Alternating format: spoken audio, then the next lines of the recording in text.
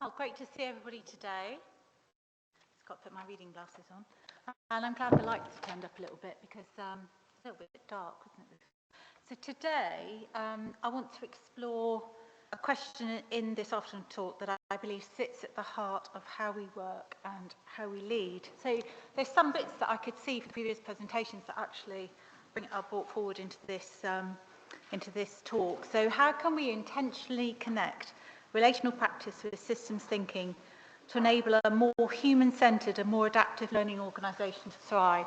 And when I was listening to Alison this morning, she kind of referenced this, didn't she, in terms of talking about the systems thinking bit, the analysis with the system, the doing bit, and that's what I want to pick up today.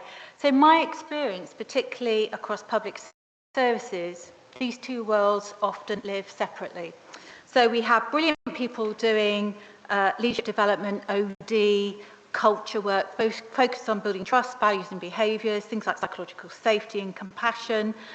And then we also have equally brilliant people, some of whom I've met today, all brilliant, doing systems thinking and improvement, change and redesign work, working with complexity, trying to make sense of the interdependencies and structural challenges that we're facing. But too often, these efforts are disconnected. Culture work happens over here, system change work happens over there, and in the middle I feel that people are stuck. So this session is about what becomes possible when we intentionally bring these two domains together.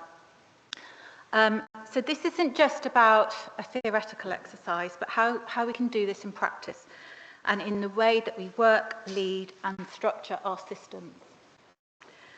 Because creating more human-centred and adaptive organisations isn't just about being nicer to each other, although we should be nice to each other, and it isn't fluffy. How many times have I been called fluffy? And just focusing on systems thinking alone won't fix broken relationships and rebuild trust. We need both, and we need to build the capability and confidence across our workforce and within our senior leadership to think, act in more relational and systemic ways. So today what I'll do, I'll share some reflections from my own practice. So this is very much practice-based, okay? I'll use a case study from when I worked in Somerset for the NHS. And what I'll do is, we're doing the 15 minutes at the end, open up some time to reflect, challenge and contribute. So a word of warning, this is a very long introduction, isn't it? I will get going in a minute. This is my perspective and my worldview. Okay, and it's based on my experience and interpretation of working within the public sector. And I recognise that some of you today will be from the private sector, you might own your own businesses, but I feel that what I'm going to say will resonate across all of that. If we think about the power of consumer voice, engagement, feedback with stakeholders, we think about the relationships we build with customers to ensure company viability and sustainability, it's all relevant. This talk is also particularly informed by being involved in the creation of integrated neighbourhood working and integrated neighbourhood teams within an integrated care system. I was trying to think how many times I could fit in integrated in that. And working for the NHS, which obviously is integrated, isn't it? Had some good conversations with that. Discuss. And it's highly relevant in terms of the intentions behind the government's NHS 10-year plan, which you might have heard of, and the creation of integrated neighbourhood health centres, which I'm sure some of you will be aware of as well. So I invite disagreement, I invite debate and learning. It's not all death by PowerPoint, I hope, and I do want us to have a conversation either now or over coffee or whatever. So you'll have to forgive me, because when I started doing this talk, I was going to do it in like a little small cosy room, and I find myself standing in a big lecture hall. So I can see some people at the back, I can see some people on their own. Okay, so I'll just say a little bit about me first, but I wondered if I could get you to do something. And it'll only take 2 minutes, and I've built it in, Simon, so don't worry about it, okay? So I've had roughly nearly 30 years, I don't think it is 30 years, I don't think I'm that old, in the public sector, but for the voluntary community sector and social care as well. I call myself a natural system, I'm a system thinker, I've done it for a long time without realising it, I think. A system steward and convener, and I'm a qualified coach. And I'm into relational practice, using strengths-based approach and helping organisations get unstuck. But it's not all about me. And I wondered whether, if you're on your own, you might find this difficult, so you might want to move and find somebody, if that's okay, unless you want to do it by yourself, it might be quite difficult. Turn to a person next to you and take a minute each. This will take 2 minutes, and I've got a great klaxon on my phone, so I'll tell you when it's over, to share your name and one thing that really matters to you in your work right now. So something that connects the why with what you do. Okay, so if you're on your own, you might want to find somebody to sit with. I'm looking, Jason. And why don't you kind of move down a bit closer so we don't feel like we're in a lecture hall. So, off you go.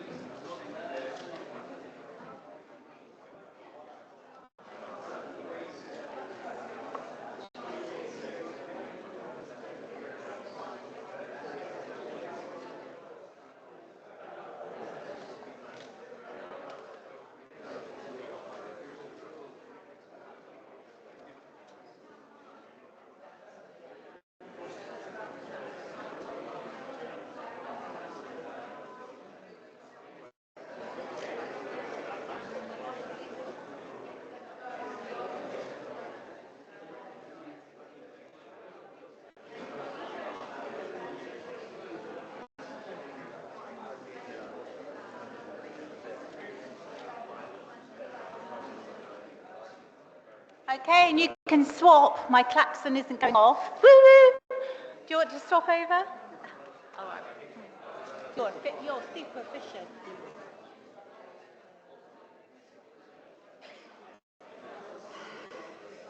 Yeah, could have done 30 seconds.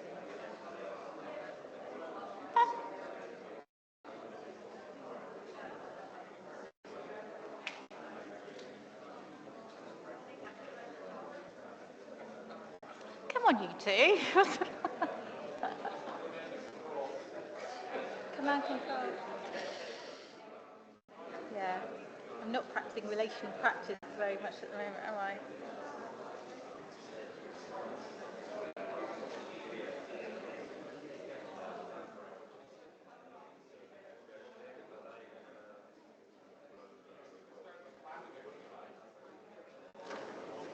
Okay, that brings us up to 2 minutes.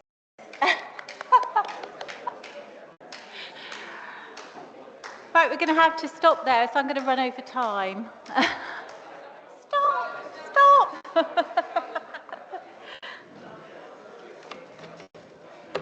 Right, back in the room, everybody, back in the room.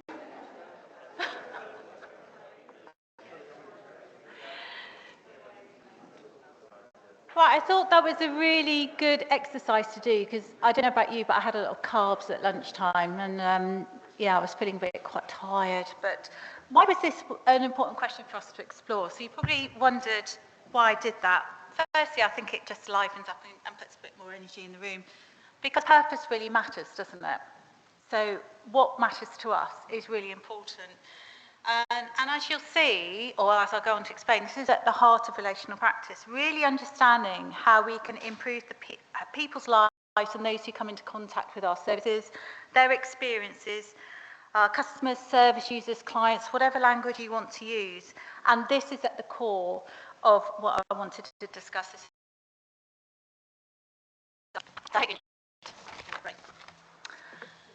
Okay, so I probably don't need to go into too much of this. As you can see, you know, I've brought together a few kind of current news headlines. I think we're all probably quite aware of the narrative that's displayed here, but it's so relevant in terms of the backdrop, what I wanted to say today, and it was, you know, featured in the previous presentation as well, and the previous talk. So many public sector organisations today are grappling with increasingly complex and interconnected challenges. And if we reflect on our own experiences of using services or the lives of people we support, accessing services often feels fragmented, and we were in fact having a conversation over lunchtime about that very topic. People are passed from pillar to post and often told you don't meet the threshold, that's not our responsibility, go and see that person, such and such, and only to bounce between organisations and services. And for the most vulnerable in our communities, people who are experiencing multiple deprivation, people often fall between very big cracks indeed. And what we do is enable a blame, not enabling culture. So traditional culture is shaped by command and control, style of leadership, language, the way funding is devolved from government, and that often means there's a resistance to collaborative ways of working because there's competition, etc. This isn't just about systems being under pressure, it's also about the legacy of new public management. We've probably come across that before, a culture shaped by command and control leadership, funding that discourages collaboration, and staff who are stretched to capacity, chasing KPIs that are quite frankly, sometimes quite often meaningless, that don't reflect real outcomes for the people or the communities that we're working for. And this way of working is doing nothing to retain individuals, particularly talented individuals who work for us. It's not serving anybody well. Staff often feel powerless to make any change, despite having the knowledge of how services can move from operating in silos to a more collaborative and holistic delivery. And there's an overwhelming focus on top-down targets, KPIs, are these meaningful, I question, rather than improvements in population health and well-being or happiness. It disempowers our workforce. It ignores the value of social knowledge and local knowledge and fails to tackle the structural issues that keep us stuck. This way of working is at odds with providing the fundamental shifts that we need, especially if we don't want to end up with a whitefall shopping list of good ideas. And here I'm thinking of recent conversations I've seen on LinkedIn about the 10-year NHS plan, which is seen as an over-ambitious list of things. And people are thinking, how on earth can anybody do all of that? And if we don't do something radically different, then we keep on repeating the mistakes of the past. But I'm really heartened to see a growing movement to change this. There's a number of us, a number of people that want to shift from this transactional to relational public services and from isolated efforts to integrated learning systems. For example, the Do With campaign, and if you haven't signed up to it, it's been run by the King's Fund.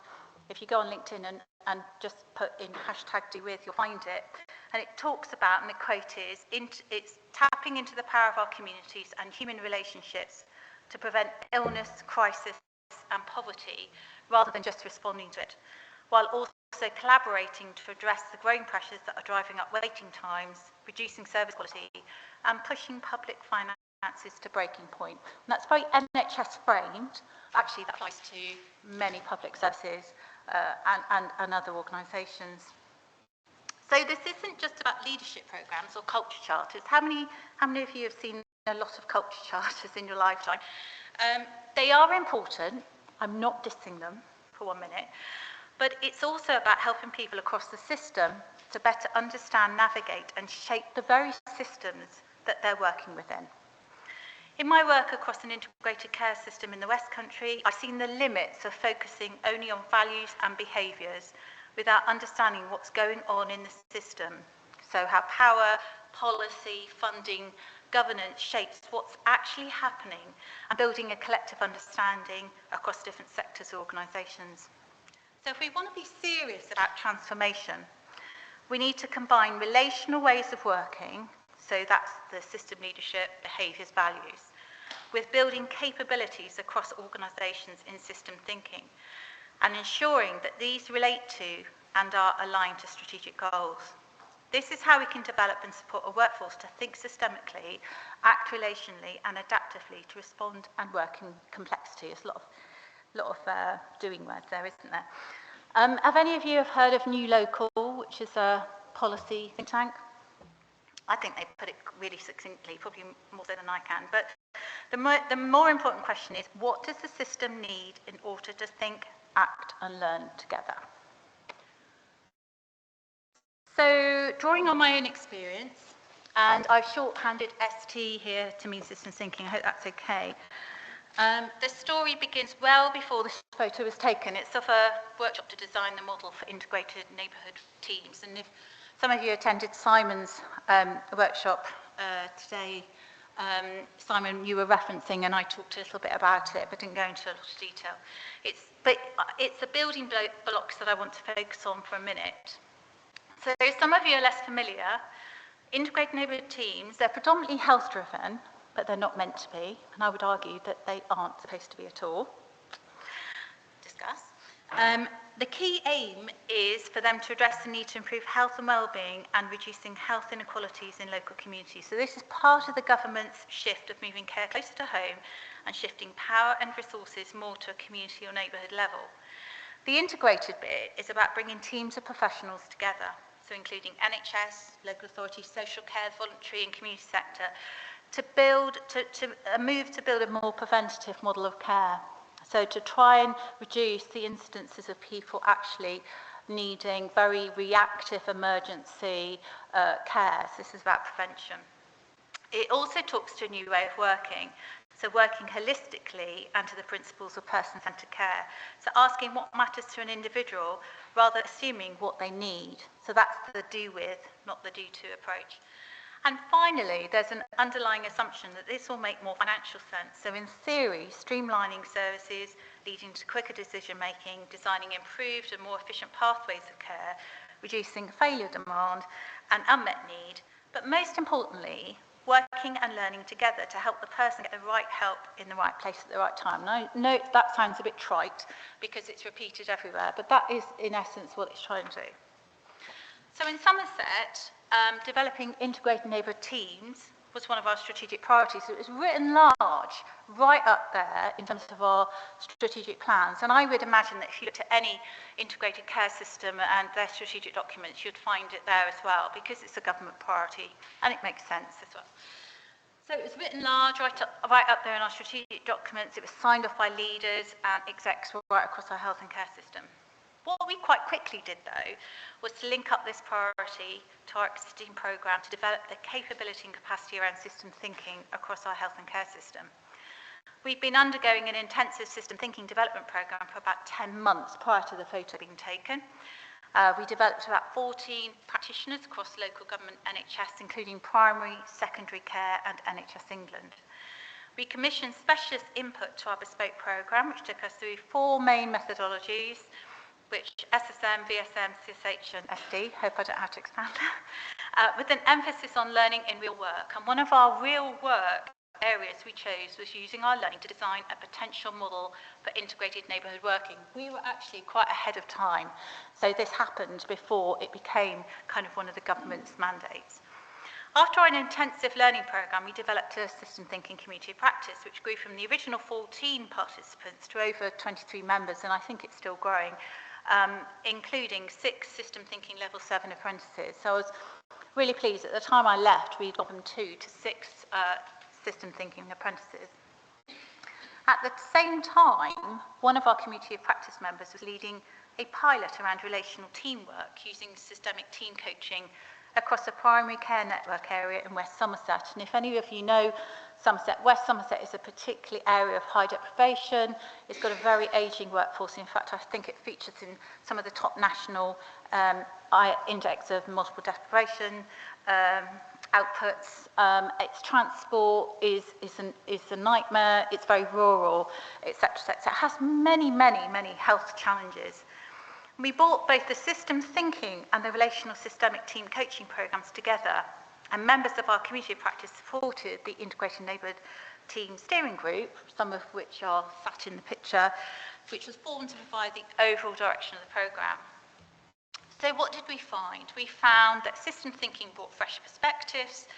We'd already prepared some modelling ideas through our intensive programme using VSM, thanks to Patrick's input, who we commissioned, and we were able to present in simplified form options to the steering group and to leadership teams. We used our learning around SSM, thanks to Simon, to practice stakeholder mapping, engagement, analyse power dynamics and co-create the narrative, which is what's happening in the picture. We were co-creating the narrative with the steering group plus other members. So we had a shared sense of purpose and a mutual understanding informed through different worldviews right up front. System thinking practitioners, through their knowledge and understanding, advise the steering group that it be useful to have specialist system dynamics input, looking at stocks and flows, and to do some workforce modelling overlaid with population health and geolocation data. And actually, some of that work has happened elsewhere in the country. I think Kent's one of them, and it's like really, really powerful stuff. Alongside this programme around systemic team coaching, the systemic team coaching continued with support from the practitioners, the system thinking practitioners, and team coaching enabled an environment where a whole system perspective thrived. The approach was seen as powerful because it focused on the whole, bringing people together from different parts of the system. And I know from personal experience that's really difficult, because when you're talking different language, you're talking different cultures and different priorities, etc., it's really difficult. Okay, I've got 5 minutes left. So it brought together, the systemic team was not only frontline services and sectors, but also functions such as commissioning, change and improvement, governance, strategy, organisational development, etc. It also enabled a broader understanding of complex interconnected challenges, such as the link between education, health and social outcomes. So that was something that surfaced that probably wouldn't have surfaced before. And so we not only focused on values and behaviours, creating high-performing teams, where we had that trust across organisational boundaries, clarifying and agreed shared purpose, but when the work surfaced structural barriers, for example, misaligned priorities, slow adaptation, limited funding or funding not in the right place, and that is still true. It's such a frustration. Not only did this prompt system-level conversations, but system thinking practitioners were there in the background, able to apply their learning, advise and support accordingly. This example, I hope, demonstrates the value and richness added through a system thinking lens. And when system OD and leadership combines with that, something bigger emerges. A learning system built on relationships, trust and shared knowledge. However, in order for this to be sustainable, there's a need to create a supportive team of teams internally which can continue to purposefully align strategy with org design and improvement and workforce development. So these are some of the key learnings. I'm not going to go through everything, but just a couple of them. By using a whole systems approach, so working on building high-performing teams who can work across boundaries, learn together and trust each other, combined with understanding and improving the system in which they're operating to deliver a person-centred service, we've managed something far bigger than just focusing on one of those elements alone. We had to resist the urge to develop a blueprint. We had that in our SSM workshop, lots of tension to do that. We also had to manage the tension from senior leaders to develop and implement hard metrics or targets, honestly. So we had to do this sort of education piece, but this stuff takes time. You know, it's not possible to overlay linear process measures in complex human interactions. You know, it takes time. Instead, we use 360 evaluation measures and softer measures as well. Language really matters. You have to keep an eye on inclusivity and power dynamics, especially when support interventions sometimes come from the community and voluntary community sector. Okay. So I just wanted to show you this, just a couple of final slides, if I can. This diagram is something I did last year as a part of a brain dump. I call it a human design and human learning system. I feel a bit brave showing this to you. It's up on my office wall. It's not really a rich picture. It's a rich picture-esque, I call it. It's sort of a diagrammatic representation of what I was just been talking about. What I'm hoping to show here is the connection between strategy and the principal anchor in the middle of what matters to you. And it's being framed in terms of the integrated neighbourhood working programme. So I describe the system as I see it as having two interconnected sides, building relationships with local communities, which is on the right-hand side, and using feedback and learning for continuous service improvement, supported by tools like system thinking, in what we defined as the Somerset kit bag, which includes other things as well. That's on the left-hand side. And key to this transformation is a cultural shift towards relational working, empowering staff, and a holistic redesign of services with an ultimate goal of enhancing effectiveness, improving efficiency, and creating a happier, more engaged workforce by genuinely responding to individual needs of the population in a more timely way.